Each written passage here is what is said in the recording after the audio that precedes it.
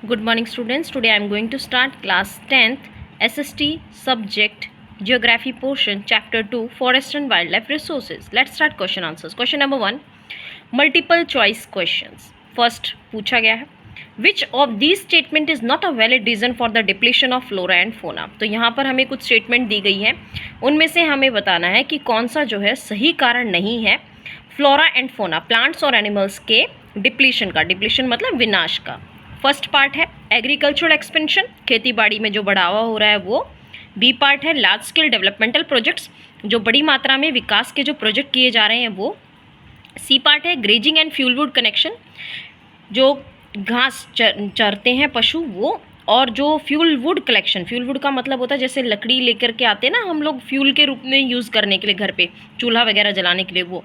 D part है rapid industrialisation and urbanisation, मतलब बहुत जल्दी औद्योगिकरण जो हो रहा है, इंडस्ट्रीज जो डेवलप हो रही है वो। और अर्बनाइजेशन शहरीकरण हो रहा है वो। तो करेक्ट आंसर है बच्चों C part, grazing and fuel wood collection.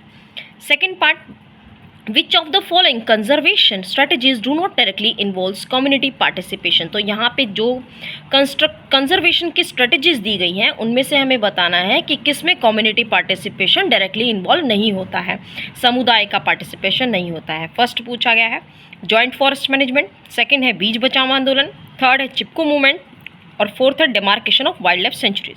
तो करेक्ट आंसर है demarcation of wildlife sanctuaries. Second question है बच्चों match the following. First part है ब्लैक बक, इसका करेक्ट आंसर है एंडेंजर्ड। सेकेंड है एशियाटिक एलिफेंट, इसका करेक्ट आंसर है वल्नरेबल। थर्ड है अंडमान वाइल्ड पिग, इसका करेक्ट आंसर है एंडेमिक। फोर्थ है हिमालयन ब्राउन बियर, इसका करेक्ट आंसर है रेयर। लास्ट है पिंक हेड डक, इसका आंसर है extinct. Question number third is also match the following. तो यहाँ पे मैंने सामने सामने करेक्ट आंसर लिखे हैं। फर्स्ट देखिए रिजर्व्ड फॉरेस्ट, इसका आंसर है forest are regarded as much most valuable as far as the conservation of forest and wild life resource is concern. जो रिजर्व्ड फॉरेस्ट मतलब बचे हुए जंगल, तो इसका मतलब क्या है वो जंगल जो हमारे लिए बहुत ज़्यादा महत्वपूर्ण है किस चीज़ के कंजर्वेशन के लिए, फॉरेस्ट के लिए। और वाइल्ड लाइफ जो जंगल जीव है उसके संसाधनों को बचाए रखने के लिए फॉरेस्ट का होना बहुत जरूरी है।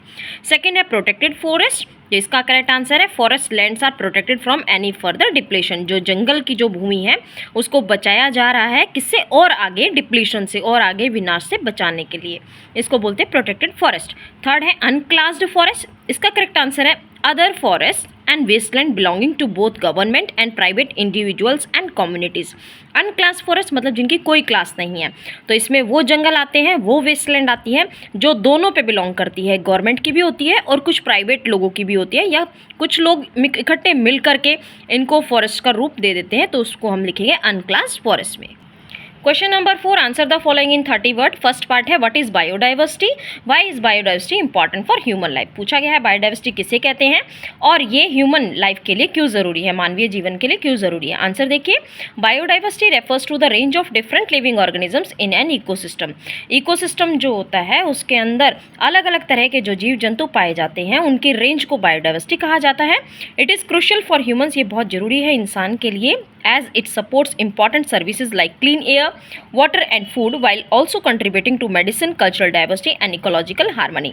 ये हमको ज़रूरी सुविधाएं देते हैं जैसे कि हवा, शुद्ध हवा, पानी और खाना, और साथ में दवाइयाँ और कल्चरल डाइवर्सिटी को भी मेंटेन करके रखते हैं। सेकेंड पार्ट है how have humans activities affected the depletion of flora and fauna. इंसान की जो क्रियाएं हैं उसके वजह से किस प्रकार जो है फोना और फ्लोरा मतलब प्लांट्स और एनिमल्स की लाइफ पे इफेक्ट पड़ता है, उनका विनाश का कारण है इंसान की कुछ क्रियाएं। तो किस प्रकार है एक्सप्लेन कीजिए। आंसर देखिए human actions have had significant impact on the reduction of plant and animal life. जो पौधों की और जो जानवरों की जो ज़िंदगी है उसमें बहुत बड़ा प्रभाव पड़ा है, मतलब कि वो लुप्त होते जा रहे हैं कुछ मानवीय क्रियाओं की वजह से। Activities such as destroying habitat, कुछ एक्टिविटीज़ ऐसे काम जिनकी वजह से उनका हैबिटेट का विनाश हो रहा है, जैसे कि जंगलों को ख़त्म किया जा रहा है। वहीं पर तो ज़्यादातर हमें पेड़ पौधे और जंगल जीव देखने को मिलते हैं, तो वो सब ख़त्म किया जा रहा है। पॉल्यूशन करके, over using resources and altering the climate, जो ज़्यादा संसाधनों का प्रयोग करते हैं, ओवर यूज़ किया जाता है वो, जिसकी वजह से जलवायु में परिवर्तन होता है। हैव डिसरप्टेड इकोसिस्टम, जिनकी वजह से इकोसिस्टम खत्म होते जा रहे हैं। And cause the decline and extinction of many species, यही मेन कारण है फ्लोरा और फोना के विनाश का। और कुछ ऐसी स्पीशीज़ हैं जो बिल्कुल आजकल देखने को नहीं मिलती हैं, वो लुप्त होती जा रही हैं। नेक्स्ट क्वेश्चन है 5th, answer the following questions in about 120 word. 120 शब्दों में हमें इनके उत्तर देने हैं।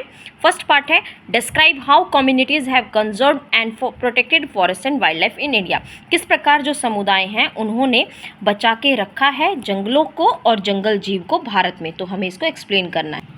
आंसर देखिए, many local communities have recognise the significance of conservation of their long term survival. Local communities are contributing significantly in conservation at many places. बहुत सारी local communities हैं वो इसके ऊपर कार्य कर रही है जंगल जीव को बचाने के लिए और जंगलों को बचाने के लिए। For example the Bishnois of Rajasthan protect black buck. जैसे कि जो बिश्नोइज हैं, ये कम्युनिटी है राजस्थान में, इन्होंने किसको बचाया है? ब्लैक बक को। Chinkara and peacock quite jealously, chinkara और पिकॉक को भी बचाया जा रहा है। Chipko movement is another example of community initiative in conservation. एक और उदाहरण दिया गया है यहाँ पे चिपको मूवमेंट, जो कम्युनिटी इनिशिएटिव है, मतलब इन लोगों ने जो है पेड़ पौधों को बचाया था, कंजर्वेशन किया था। Wild Joint forest management has been practiced in Orissa since 1988 and has bore fruits for conservation। इसी तरीके से जॉइंट फॉरेस्ट मैनेजमेंट है, ये प्रैक्टिस किया जा रहा है ओडिशा में। कब से शुरू हुआ था? ये 1988 से लगातार ये काम कर रहा है और इन्होंने जो है फ्रूट्स उगाए थे, किसके लिए? कंजर्वेशन के लिए, प्लांट्स को कंजर्व करने के लिए। सेकेंड पार्ट है right a note on the good practices towards conserving forest and wild life. तो हमें एक नोट लिखना है जो अच्छी अच्छी कोशिशें की जा रही है जंगलों को और जंगल जीव को बचाने के लिए। आंसर देखिए, all the good practices towards conservation of forest and wild life should include an active participation from all the stake holders. देखिए, जो लोग हितकर्ता होते हैं, जो बचाना चाहते हैं जंगलों को और जंगल जीव को, तो वो बहुत अच्छे अच्छे प्रयास कर रहे हैं इनके सेव करने के लिए, नहीं बचाने के लिए। गवर्नमेंट एजेंसीज, कुछ सरकारी एजेंसीज हैं, लोकल इनहैबिटेंट्स, वहाँ के रहने वाले लोग हैं, इंडस्ट्रियलिस्ट जो बिजनेसमैन होते हैं वो भी, और the important stake holders in forest management, वो जो है हितकर्ता होते हैं जंगल के जो मैनेजमेंट करने के लिए। The government should formulate rules and regulations and provide system to implement conservation programme.